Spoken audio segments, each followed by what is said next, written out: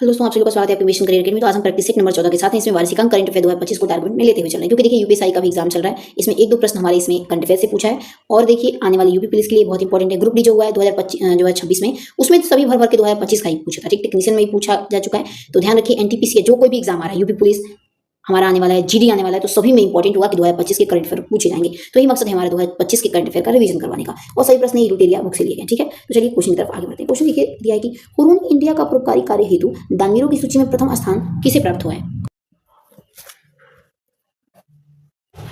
तो ध्यान रखिएगा, इसमें ऑप्शन और बी करेक्ट हो जाएगा, यानी कि शिव नाडर को। ओके, नेक्स्ट क्वेश्चन है कि रियाद मेट्रो के संचालन हेतु हैदराबाद में किस महिला को लोको पायलट चयन किया गया है। ध्यान रखिएगा, इंदिरा ईगलपति को। ठीक है,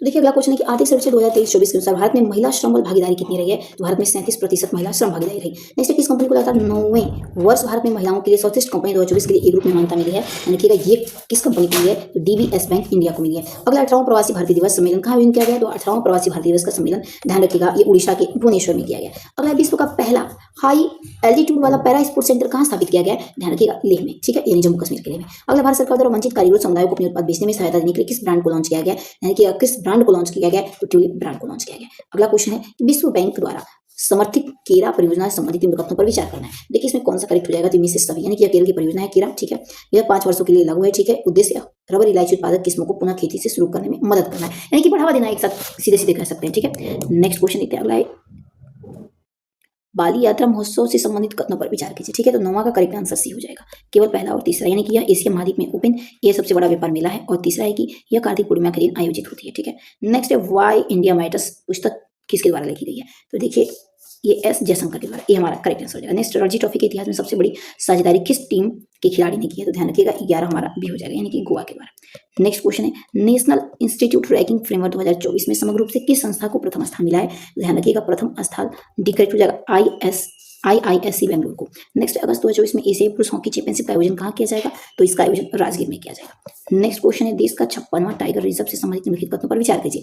तो ध्यान रखिए इसमें केवल एक करेक्ट होगा, यानी कि गुरु घासीदास तमोद पिंगला टाइगर रिजर्व को देश का 56वां टाइगर रिजर्व घोषित किया गया। ठीक है, नेक्स्ट क्वेश्चन देख लेते हैं। अगला क्वेश्चन है कि किस रिपोर्ट के अनुसार भारत में 50% महिलाएं देखभाल के कारण कार्यबल से बाहर है। तो ध्यान रखिएगा ILO के द्वारा। नेक्स्ट, 2024 में दिल्ली मेट्रो में महिला ड्राइवरों द्वारा चलाई गई नई सेवाओं कौन सी है। तो नई सेवाएं पूछ रहा है, तो नई सेवाएं कौन सी है। तो ऑप्शन नंबर डी करेक्ट हो जाएगा, SHERYDS है। ठीक है, ऑप्शन नंबर डी करेक्ट कर दीजिएगा। नेक्स्ट, किस कंपनी को ग्रीन वेल्थ अवार्ड 2024 से सम्मानित किया गया। तो ध्यान रखिएगा कोल इंडिया लिमिटेड को ग्रीन वेल्थ से सम्मानित किया गया। नेक्स्ट, किस महिला को गणित के क्षेत्र में इन्फोसिस पुरस्कार 2024 से सम्मानित किया गया। तो ये सम्मानित किया गया नीना गुप्ता को। ठीक है, ध्यान रखिएगा। नेक्स्ट, भारत के नए संचार उपग्रह GSAT M2 से सम्मानित निम्नलिखित कथनों पर विचार करना है।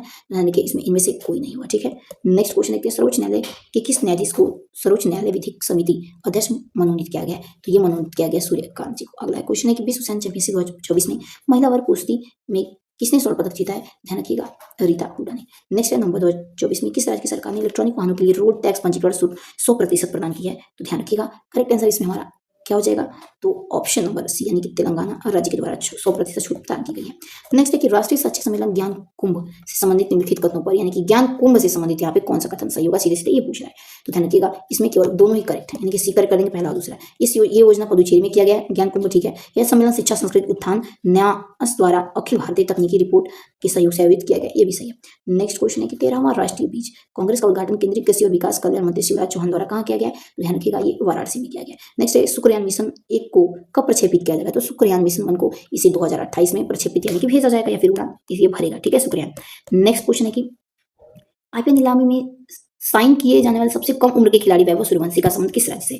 ध्यान रखिएगा वैभव सूर्यवंशी ये बिहार राज्य के हैं। नेक्स्ट है हिनरिच फाउंडेशन IMD जारी सतत व्यापार सूचकांक 2024 में कौन सा देश लगातार तीसरे शीर्ष पर रहा है, यानी कि तीसरे स्थान पर ही रहा है, इससे मतलब लगातार ही।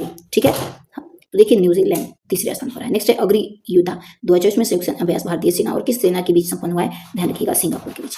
नेक्स्ट क्वेश्चन देखते हैं फॉर्च्यून की 100 शीर्ष प्रभावशाली उद्योगपतियों की सूची में प्रथम स्थान किसे दिया गया। तो मस्को। नेक्स्ट, हाल ही में संपन्न चुनाव किस पार्टी की करारी हार के बाद ऋषि सुनकर ने इस्तीफा दिया है। ध्यान रखिएगा कंजर्वेटिव पार्टी की हार के बाद। नेक्स्ट, दुनिया के सबसे बड़े डायनासोर कंकाल की नीलामी कहाँ की गई है। तो इस कंकाल की नीलामी ऑस्ट्रेलिया देश। ठीक है, ध्यान रखिएगा दुनिया की सबसे बड़ी डायनासोर कंकाल की नीलामी कहाँ की गई है ये पूछ रहा है। तो ध्यान रखिएगा इसमें डी करेक्ट होगा, यानी कि पेरिस में की गई। ठीक है, नेक्स्ट, किस देश ने 16 वर्ष के कम उम्र के बच्चों को सोशल मीडिया इस्तेमाल करने पर प्रतिबंध लगा दिया गया है। ध्यान रखिएगा ये किया गया है हमारे ऑस्ट्रेलिया देश के द्वारा। अगला क्वेश्चन है कि किस यूरोपियन देश ने 1 जनवरी 2025 तक बुर्का पर प्रतिबंध लागू पूरी तरह से कर दिया है? ध्यान रखिएगा हमारा इसमें करेक्ट आंसर बी हो जाएगा, यानी कि स्विट्जरलैंड के द्वारा। ठीक है, नेक्स्ट क्वेश्चन देखते हैं, किस राज्य ने भारत सहित 14 देशों पर छात्रों के लिए स्टूडेंट डायरेक्ट स्ट्रीम वीजा कार्यक्रम को बंद करने की घोषणा की गई है? तो ध्यान रखिएगा ये की गई है ऑप्शन नंबर सी कर जाएगा, कनाडा देश के द्वारा। अगला है, भारत के रक्षा निर्यात में कौन सा देश प्रमुख गंतव्य बनकर उभरा है? तो ध्यान रखिएगा आर्मेनिया बना है। ठीक है, नेक्स्ट है, ब्रिक्स देशों की युवा साइंटिस्ट फोरम से संबंधित निम्नलिखित कथनों पर क्या करना है? तो विचार करना है। देखिए इसमें 36 में कौन सा सही होगा? तो करेक्ट इनमें से सभी हो जाएंगे। ठीक है, यानी कि इसका आयोजन रूस में किया जा रहा है और इसमें 40 वर्षों से कम साइंटिस्ट शामिल होने चाहिए, यानी 40 वर्षों से कम उम्र के। इसमें IIT पटना के सहायक प्रोफेसर डॉक्टर अभिनय कुमार सिंह भी शामिल हुए हैं, ये भी ध्यान रखिएगा। नेक्स्ट है, किस देश ने लिग्नो सैट नामक दुनिया का पहला लकड़ी का उपग्रह विकसित किया है? ध्यान रखिएगा लकड़ी का उपग्रह किस देश के द्वारा विकसित किया गया? ध्यान रखिए जापान देश के द्वारा। अगला है, इंटरपोल के नए महासचिव कौन बने हैं? तो ध्यान रखिएगा इंटरपोल के महासचिव के रूप में बलदेसी उर्किजा को नियुक्त किया गया। नेक्स्ट है, राष्ट्रीय विधिक सेवा प्राधिकरण से संबंधित कथनों पर क्या करना है? तो विचार करना है। देखिए इनमें से क्या हो जाएगा? सभी करेक्ट है। तो देखिए देख लेते हैं सभी, यानी कि NLSA का गठन विधिक सेवा प्राधिकरण अधिनियम 1987 के तहत 1995 में किया गया, ये भी सही है।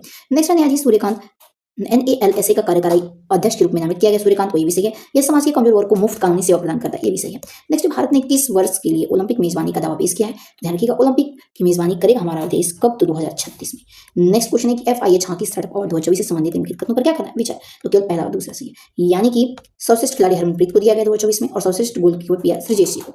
नेक्स्ट क्वेश्चन है कि मिस ग्रैंड इंटरनेशनल 2024 का खिताब जीतने वाली पहली भारतीय महिला कौन बन गई है? तो रेचल गुप्ता है। नेक्स्ट है, वेलन डी पुरस्कार 2024 निम्नलिखित कथनों पर विचार करिए।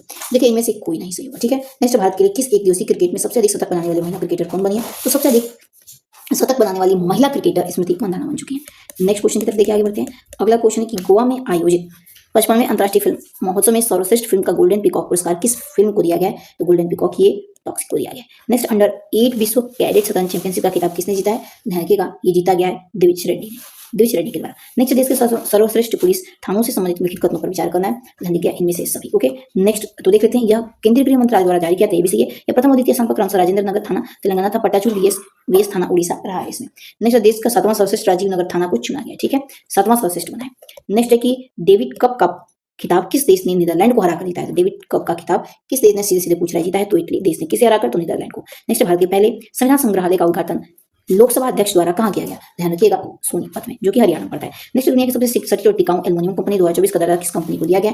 तो हिंडाल्को इंडस्ट्रीज लिमिटेड को। तो चलिए दोस्तों मिलते हैं अपने अगले वीडियो पसंद है तो प्लीज अधिक से अधिक लाइक सब्सक्राइब जरूर करिएगा। तब तक के लिए आप सभी लोग का धन्यवाद, और वीडियो पसंद आए तो प्लीज अधिक से अधिक शेयर कीजिएगा। तब तक के लिए जय हिंद, जय भारत।